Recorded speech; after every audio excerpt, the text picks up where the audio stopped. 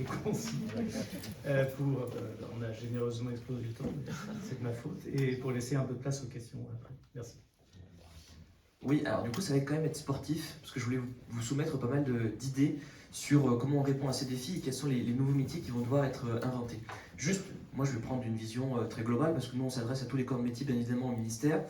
Moi je trouve quand même que pour inventer les nouveaux métiers, il faut un cadre, pour justement pouvoir se propulser dans l'avenir et imaginer un mouvement. Ce qui est terrible, c'est qu'une société hyper numérisée, futuriste, robotique, ça on arrive à l'imaginer très facilement grâce à toute la science-fiction. Une société bas carbone, neutralité carbone, on n'arrive pas à savoir à quoi ça ressemble. Et c'est ça qui est terrible, et donc du coup arriver à projeter des enseignements, arriver à projeter les entreprises dans ce moment-là, c'est bien plus compliqué quand on n'a pas de cadre. Et bien Dieu merci, en fait on en a un, qui n'est pas assez connu, mais parce que assez récent. L'ADEME a fait un super travail que je vous pousse à aller voir, c'est Transition 2050. Et donc l'ADEME a imaginé et nous propose 4 scénarios qui nous permettent d'atteindre la neutralité carbone avec différents postulats. Donc on a les postulats, les premiers sur la frugalité plus, jusqu'au pari réparateur.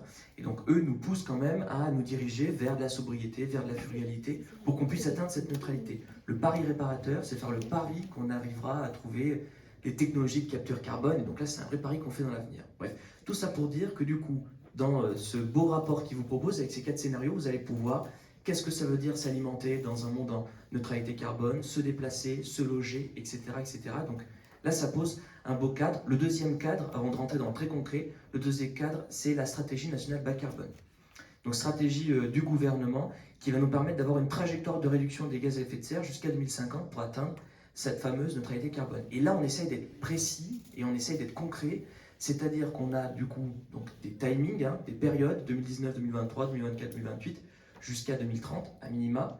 Et donc sur ces périodes-là, on va donner des quotas, des budgets carbone pour les différents secteurs d'activité en France. Pour les transports, pour l'industrie, pour l'alimentation.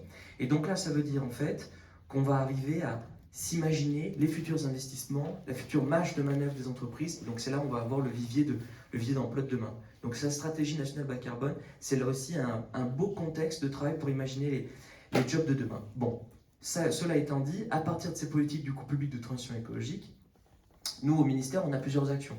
La première, sur la data et l'intelligence artificielle, frugale. Pourquoi je vous en parle? C'est parce que nous, on ne travaille pas pour nous, et je ne viens pas ici pour vendre nos actions, mais surtout pour vous les proposer. Nous, on propose tout un tas d'outils au ministère, que pour les collectivités, pour les administrations publiques, pour prendre en main finalement la data, l'intelligence artificielle frugale pour imaginer leur transition écologique en partenariat avec les entreprises sur leur territoire.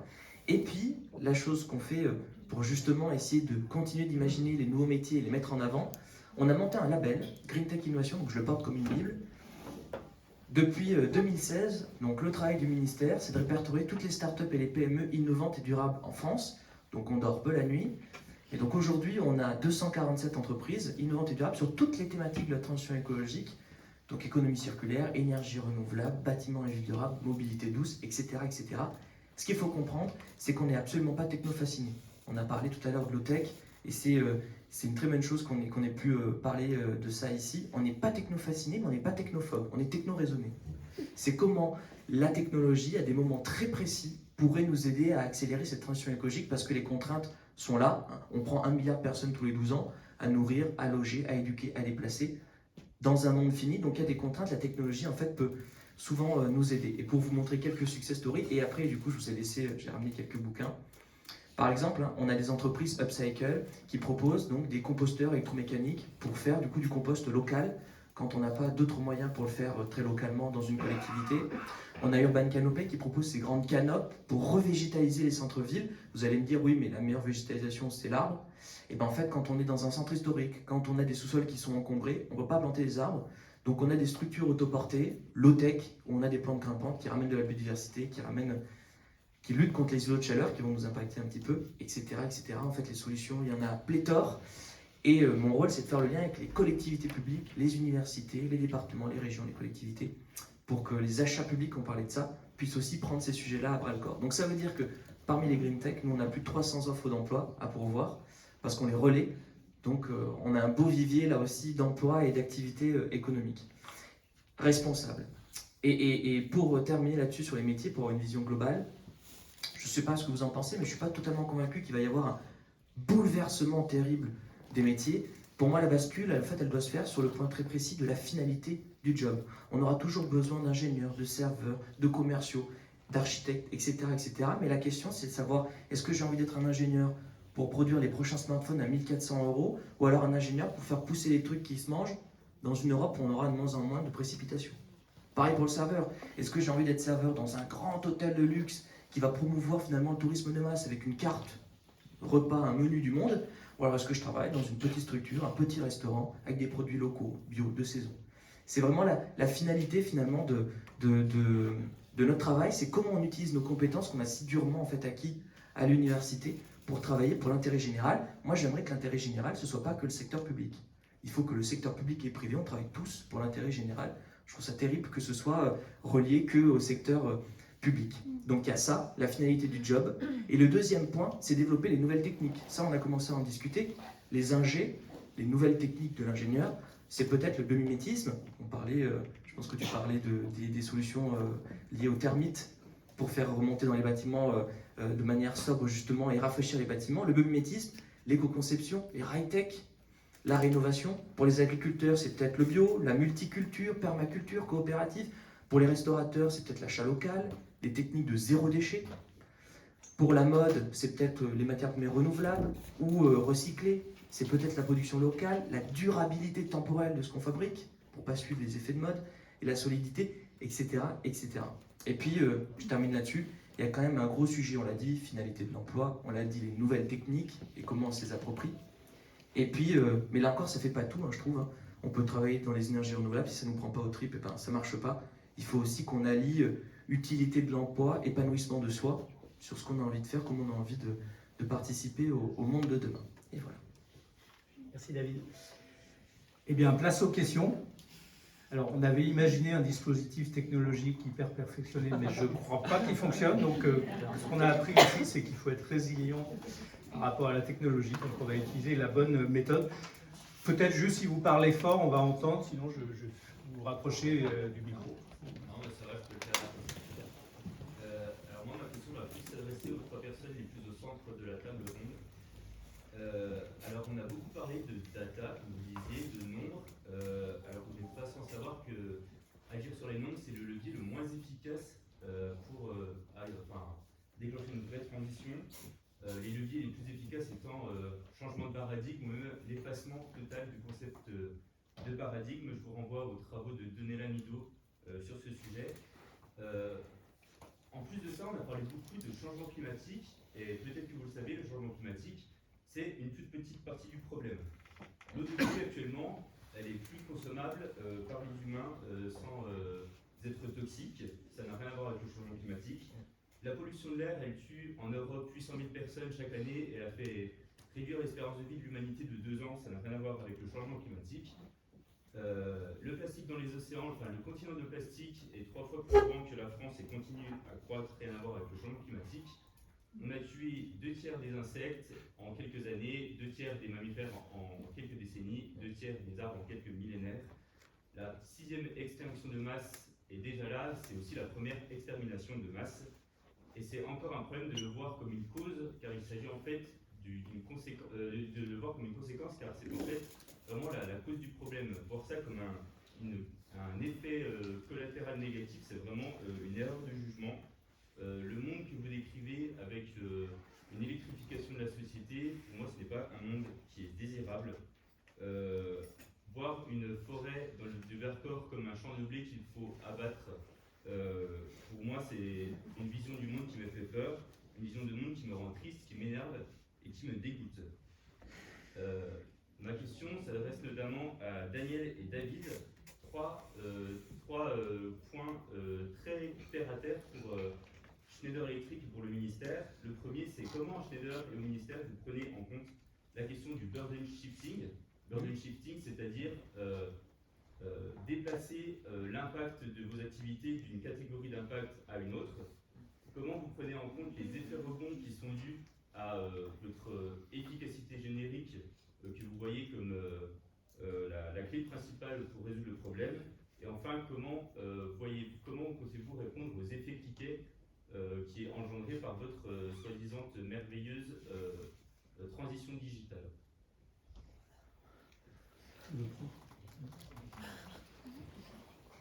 me sens assez peu concerné par votre question, en fait. Parce que moi, je suis un industriel, je ne fais pas de la philosophie. Et j'ai envie de vous dire, une fois qu'on s'est dit tout ça, et alors je ne suis pas en désaccord avec tout ce que vous dites, mais une fois qu'on s'est dit tout ça, on fait quoi? Alors, il y avait la question du burden shifting, de l'effet rebond et de l'effet cliquet. Alors, je vais vous répondre sur le digital.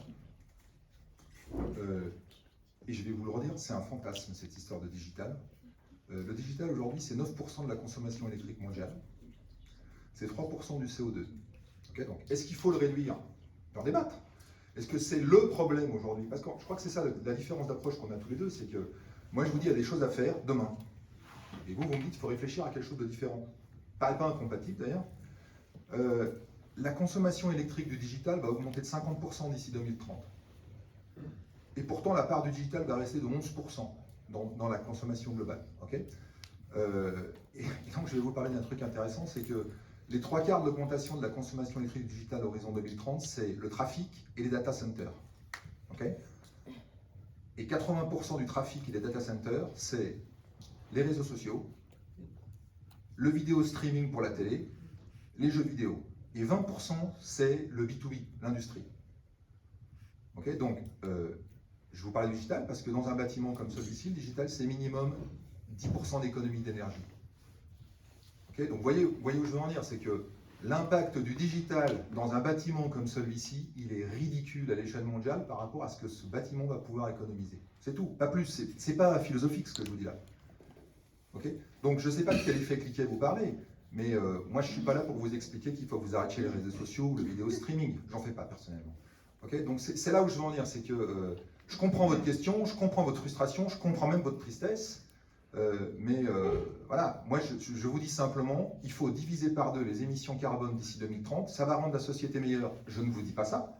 Je vous dis que si on ne le fait pas, on va avoir des gros problèmes sur cette planète. Pas plus que ça, vous comprenez. Et après, je suis d'accord d'avoir avec vous cette discussion, mais plutôt devant une bière, parce que pour moi, c'est pas mon rôle, le cas. Vous comprenez? Non, pas trop. Ouais, je vois bien. Ouais. Si je peux me permettre d'ajouter, l'impact du numérique est beaucoup aussi sur les ressources minières. Vous parlez de... Oui, vous avez raison. Et ça, c'est un vrai Oui, mais problème. je ne vous parlais pas de ça, je vous disais juste, la conso électrique du digital, c'est 80% sur les activités qui sont sociétales. Oui, Vous voyez ce que je veux dire? Pour aller très vite, et là pour le coup, je peux absolument pas parler au nom du ministère, sinon je vais être radié, mais au moins une petite équipe, je peux pas, j'ai pas mandat pour, mais déjà je voulais simplement déjà vous remercier pour votre question, parce qu'on a pu prendre le temps de parler un peu de chute de biodiversité et de tous les autres limites planétaires qui sont en train d'être franchies. Ce qui est terrible, c'est qu'on avait 1h30 de table ronde. On aurait eu une matinée, promis, on aurait parlé de tout ça. Là, il a fallu faire des choix. J'ai peut-être fait en fait les mauvais choix en parlant que de climat, mais bien évidemment, on a bien évidemment ça en tête. Il faut lire autant le GIEC que l'IPBES. Donc là-dessus, je vous rejoins complètement et c'est important qu'on s'y attarde. Sur les questions d'études systémiques, effet rebond, bien évidemment, nous c'est quelque chose qui nous tient à cœur. Quand on labellise ces entreprises-là, comme je le disais, on est techno-raisonné, quand on les labellise, on demande justement qu'il y ait une étude d'impact qui soit faite. Et ça, un maximum sur plusieurs scopes pour justement éviter les effets rebonds, on les challenge. Et là encore, c'est pas 2-3 fonctionnaires qui disent oh, ça a l'air innovant et chouette quoi. On propose les candidatures des entreprises aux ingénieurs et techniciens de l'État, à l'ADEME, au CEREMA, à BPI, qui sont finalement sur le terrain, qui connaissent la concurrence, qui connaissent ce qui est déjà fait en termes de solutions et qui connaissent aussi les besoins de solutions des territoires. Donc là-dessus, on veut être, nous, gouvernement et ministère de la Transition écologique, tiers de confiance sur ces solutions qui sont en fait, pour une grande partie, très low-tech. Très low-tech. Voilà là-dessus, sur l'aspect...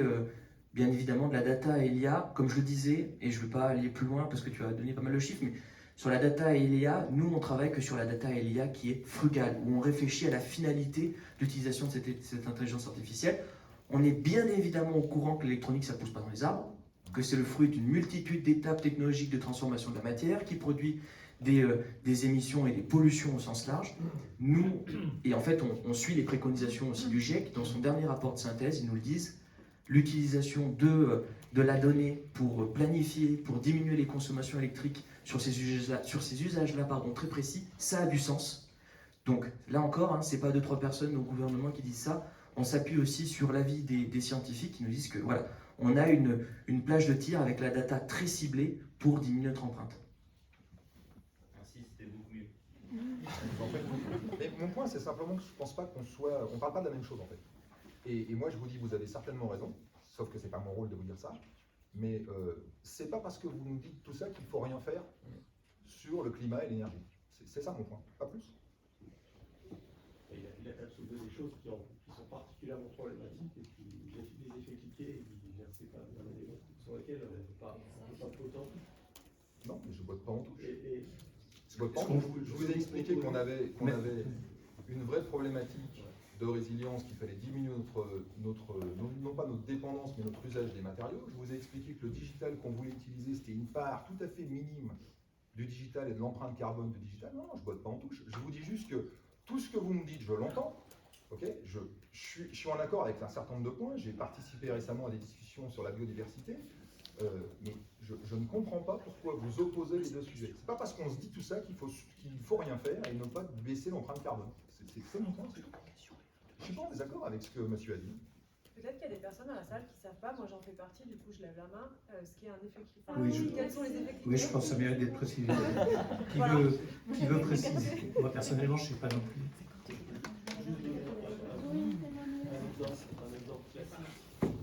un exemple classique. Avec le micro. On n'entend pas. On n'entend pas.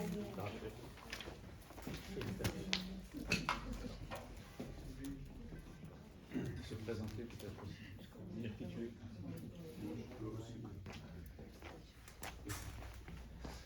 Je suis chercheur dans l'équipe STIP qui travaille sur des questions de soutenabilité du territoire, de risque d'effondrement de société et justement de comment est-ce qu'on peut proposer quel genre d'alternative des systèmes productifs potentiellement on pourrait essayer de mettre en place, quel type de réorganisation des systèmes productifs on pourrait mettre en place. Là, un exemple d'effet cliqué qui est particulièrement donné systématiquement, c'est le fait qu'on ait développé des technologies, par exemple comme la voiture, qui a permis un type de mobilité qui a eu des conséquences, qui est l'organisation des villes aujourd'hui. Et aujourd'hui, le fait de vouloir changer de type de mobilité, c'est impossible du fait qu'on a construit nos villes d'une certaine façon suite à l'introduction d'une technologie. Donc l'électrification va faire la même chose, c'est-à-dire que le fait d'investir massivement dans l'électrification va générer un pattern, un motif d'organisation qui sera très difficile, très coûteux de transformer, etc. Donc c'est typiquement ce genre de choses enfermantes dans laquelle aujourd'hui ça peut faire sens de continuer, etc. D'aller. Mais en fait on change. Comme l'a dit, je ne sais plus ton prénom, Valentin, en fait on reste finalement, il n'y a pas de changement de paradigme, c'est-à-dire que les solutions de on continue d'électrifier, les trois propositions qui sont là, c'est on continue globalement, on continue les mêmes démarches, on continue la même trajectoire. Il y a 20 ans, 30 ans, on parlait aussi de développement durable, on parlait aussi de RSE, on parlait de tout ça, les entreprises s'engageaient, vous pouvez lire des rapports, les multinationales, elles ont toujours été très vertueuses, très engagées, etc. Elles ont fait, et elles étaient dans ce genre de logique. Donc on continue les logiques les mêmes, qui aboutissent à des formes de développement, qui nous amènent systématiquement à des effets bloqués, des effets cliqués toujours plus importants, hein, où on reste. Donc ça c'est des choses qu'on ne peut pas négliger, c'est-à-dire que Oui, mais ils sont présents. moi j'ai deux commentaires à ça. Hein. Alors j'en ai un troisième, c'est que vous comprenez que moi je suis un industriel, donc je ne suis pas là ici pour vous donner mon avis personnel. Le problème j'entends ce que vous dites, le problème c'est quelle est l'alternative. Moi je vous explique qu'on a les moyens, aujourd'hui la technologie existe pour réduire rapidement l'empreinte carbone. Okay, et vous me dites, ouais mais ça sert à rien, ça ne change pas de modèle. Ok, donc on fait quoi? On laisse. Jusqu'à présent, on n'a pas été capable de montrer, moi j'ai pas une démonstration qui montre qu'on est capable de le faire, c'est pas vrai. De faire quoi? De réduire l'empreinte carbone réellement, qu'on est en capacité, c'est-à-dire que électrifier, on ne sait pas si on a les ressources réellement, que ce soit des ressources matérielles, des ressources énergétiques pour le faire. Il y a le changement, il y a le pic pétrolier qui va arriver dans une dizaine d'années. le bazar que ça va mettre en place, les ressources, et le cuivre, on sait qu'on en aura en stock, mais le flux, on ne sait pas si on sera capable d'assurer le flux qu'il faut. On va pas se réconcilier sur ce sujet, mais bon. Il n'y a pas de démonstration. Le deuxième point qui me dérange, je vais c'est vous dire, j'ai vécu 4 ans en Inde, et le problème du raisonnement de Valentin et du autre, c'est que c'est des raisonnements de gens qui sont dans les pays matures. Je suis désolé de vous le dire, vous avez le raisonnement de quelqu'un qui est dans un pays mature. En Inde, il y a 50% des gens qui n'ont pas de courant. Et si vous entendez, ils diraient, mais bien gentil, oui, mais nous, on voudrait bien avoir de l'électrification. Vous voyez où je veux en venir. Donc, j'entends tout ce que vous me dites. Le problème, c'est que je ne sais pas quelle est votre alternative. Tout de suite, demain. Parce que moi, demain, je vends des solutions pour faire moins 10% d'énergie dans ce bâtiment. C'est ça mon problème, c'est que je ne sais pas quelle est votre alternative. J'en ai, mais je vais laisser la parole.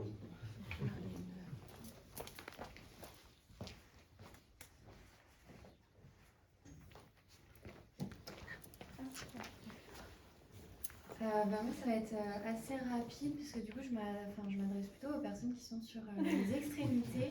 Et c'était plutôt pour remercier d'avoir donné et également du ministère des mots comme l'humain, la coopération plutôt que la compétition. Je cite, hein, c'est que j'ai noté la justice sociale et toutes ces choses-là, la lutte contre la précarité énergétique, donner du sens. Et pour moi, c'était les mots que j'avais envie d'entendre. C'est très important de justement refaire passer l'humain avant le profit et de donner du sens à tout ce qu'on fait. Et donc, je voulais vous remercier d'avoir porté ces sujets-là parce que c'est très important. Et voilà, donc c'était juste pour dire ça.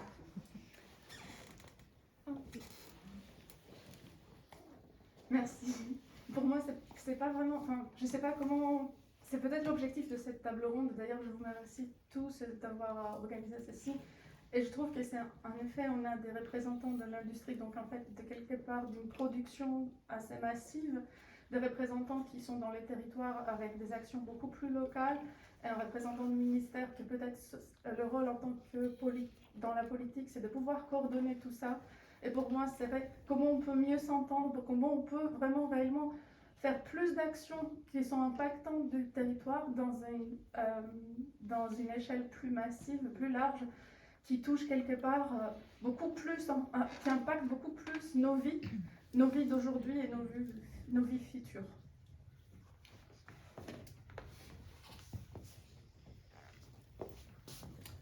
Merci beaucoup. Je veux bien, Gérard, si tu permets. Je veux bien ouvrir une porte sur la gouvernance et la coopération, si vous permettez, parce que on avait prévu d'en parler, c'est pas venu sur la table. Je pense que c'est fondamental dans l'aspect de ne pas travailler en silo, et comme vous l'avez dit, je pense qu'on a un beau panel représentatif, effectivement, du multinational, d'associations et l'État au milieu. Il manque les collectivités locales, par exemple.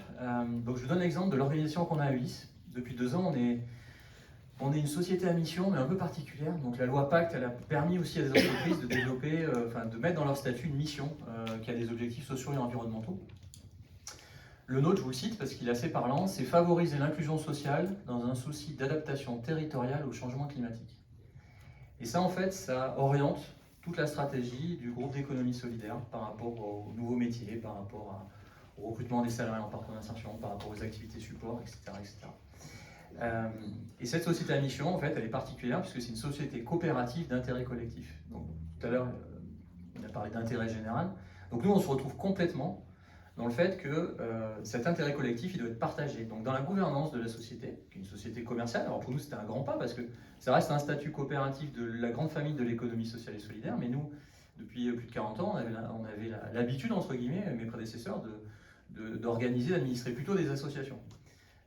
Le fait d'ouvrir la gouvernance, ça permet d'avoir du coup un collège au sociétariat qui est composé de collectivités locales. Donc aujourd'hui, il y a Grenoble-Alpes Métropole qui est sociétaire d'Ulysse. On a différentes communes avec qui on travaille sur les métiers de service.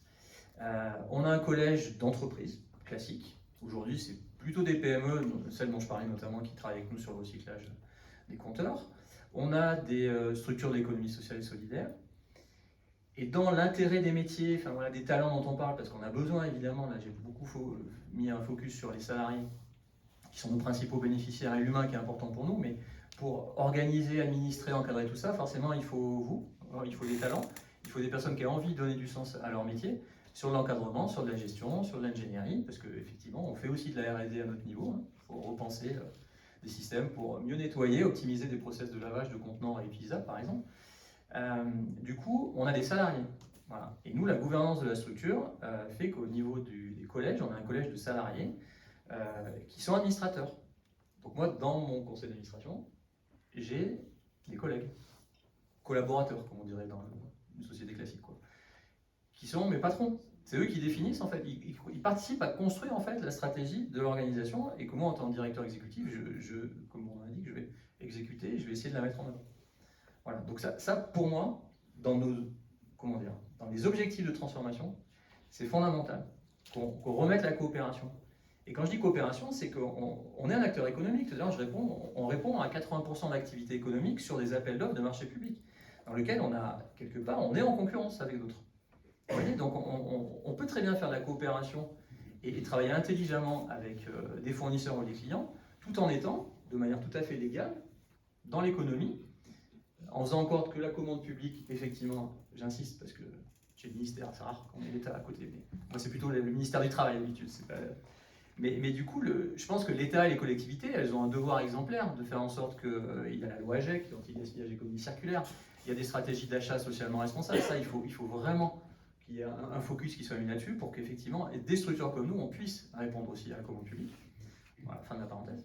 Mais tout ça pour vous dire que voilà, pour nous, c'est complètement abouti en termes d'organisation parce qu'il y a cette coopération dans laquelle on retrouve tout cet écosystème-là de collèges qui ont chacun leur voix, leur pourcentage de voix, et en assemblée générale, en comités divers et variés, effectivement, on peut travailler sur l'amélioration des conditions de travail, sur la stratégie, sur... Voilà.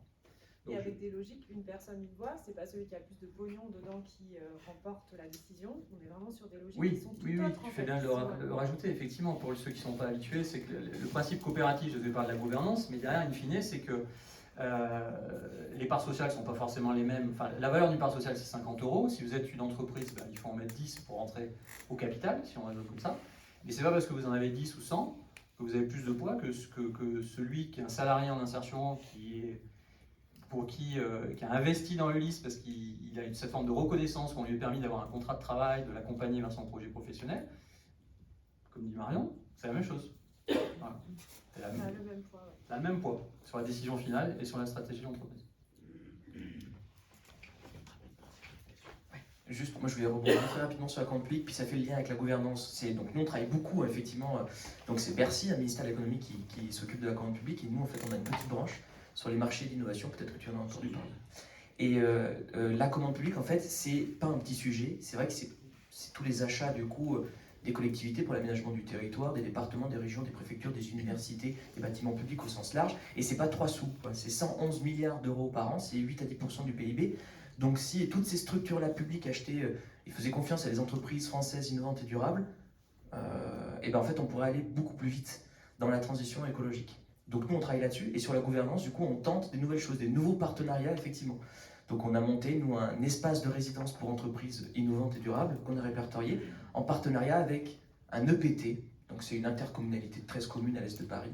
Et donc là l'idée c'est qu'en fait les projets puissent se faire au plus proche des territoires pour que les territoires y fassent confiance et que tout le monde puisse travailler ensemble et qu'il y ait une espèce de co-création finalement de solutions pour accélérer les transitions écologiques locales.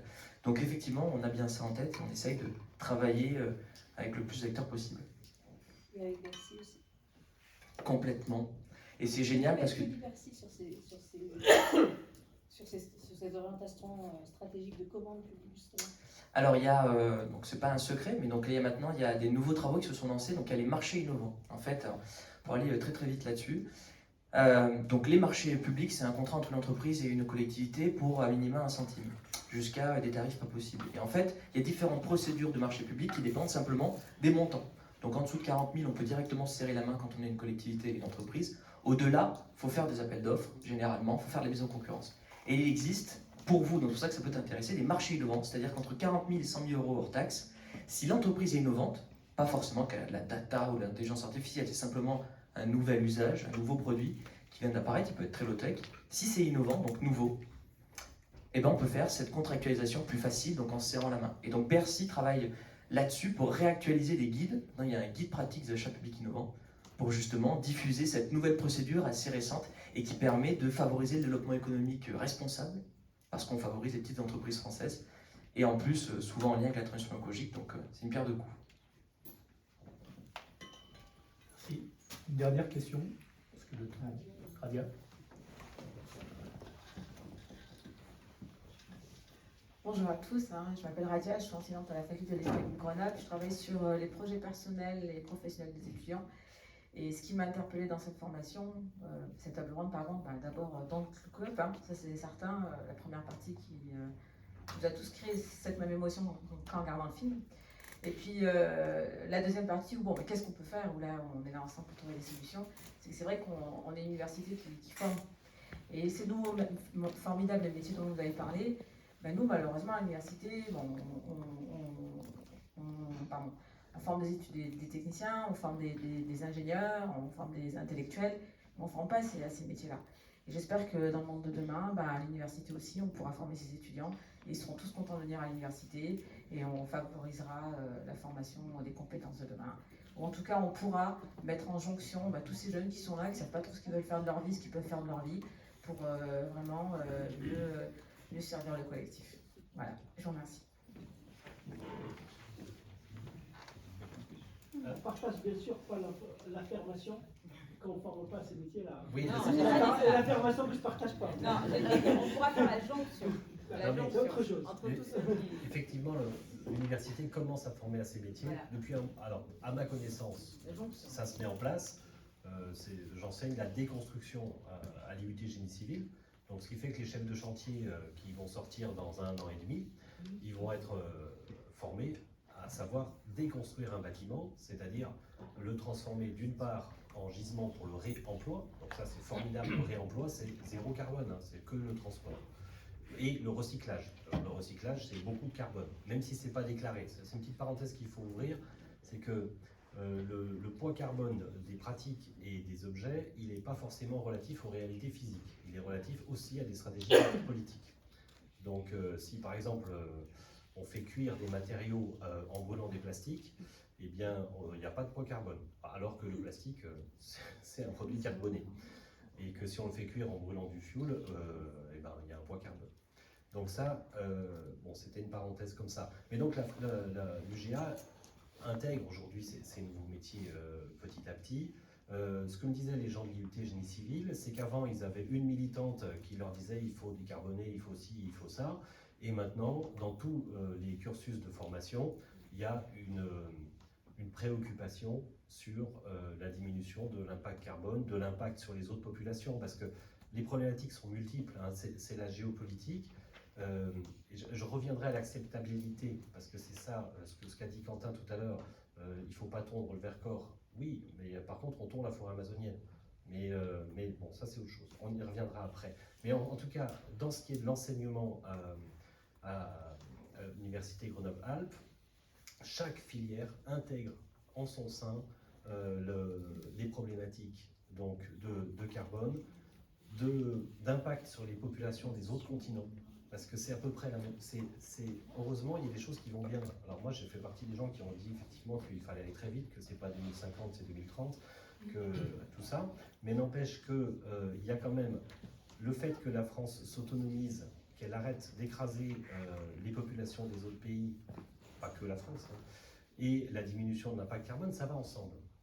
Donc ça, c'est quelque chose quand même qu'on peut retenir, et ce ne sera pas la conclusion, mais il y a quand même des choses qui vont bien. Et alors, effectivement, quand on arrête d'impacter les populations et le cadre de vie des populations ailleurs, sur les autres continents, on impacte le nôtre. Et donc, si par exemple, cette salle, je décide de la faire en bas carbone, ce bâtiment, ben, ça veut dire qu'il va y avoir des poutres en sapin phénoménales, là, comme il y en a peu, hein, mais on peut le faire, ça existe, et que forcément, ça va faire 2 hectares de tondu dans le Vercors. Donc, il faut accepter que si on veut continuer à avoir un mode de vie à peu près semblable à celui d'aujourd'hui, on va impacter notre environnement. Et la relation au paysage qu'ont les Français doit changer. J'en ai discuté avec les acteurs du paysage du CAUE, du département d'Isère. peut-être que les Français vont accepter que pour maintenir une certaine forme de confort, ils vont devoir changer leur paysage. Ils refusent les éoliennes parce que ça abîme les paysages qui sont considérés comme beaux. Par contre, ils ne vont pas refuser qu'on recouvre les supermarchés de panneaux photovoltaïques parce que c'est considéré comme moche et que les toits blancs deviennent noirs, ça ne changera rien à rien. Donc l'acceptabilité de nos nouvelles pratiques, c'est quelque chose qu'on va travailler. En fait, je voulais juste te dire, je voulais juste te dire qu'on a régulièrement en L1, L2 des étudiants qui ne savent pas ce qu'ils veulent faire de leur vie. Et ce serait formidable si on arrivait tous ensemble à aller vers ce type de métier. Voilà. Oui, alors je dis pas. Voilà. Sinon, on embauche, en fait. On forme aussi, je crois. Et on embauche. On avait fait un projet sur l'attractivité de votre filière. On n'a pas épuisé le sujet, hein, mais c'était, je pense pas, c'était pas le but. Je pense à donner effectivement un éclairage sur la diversité des acteurs, sur l'aspect systémique du sujet, et effectivement peut-être qu'il y a certaines personnes dans la salle frustrées, mais on avait vraiment mis l'accent sur le changement climatique en sachant que c'est effectivement une partie des problèmes. Je veux vous remercier à nouveau, le temps passe, et donc je vous donne rendez-vous pour la prochaine table ronde qui va démarrer à 11h. Donc ça nous laisse une petite de 10 minutes pour se rafraîchir, continuer la discussion. Et je salue Yacine Lacnèche qui nous a rejoint, président de l'université. Je ne sais pas si vous voulez dire quelques mots. Merci encore.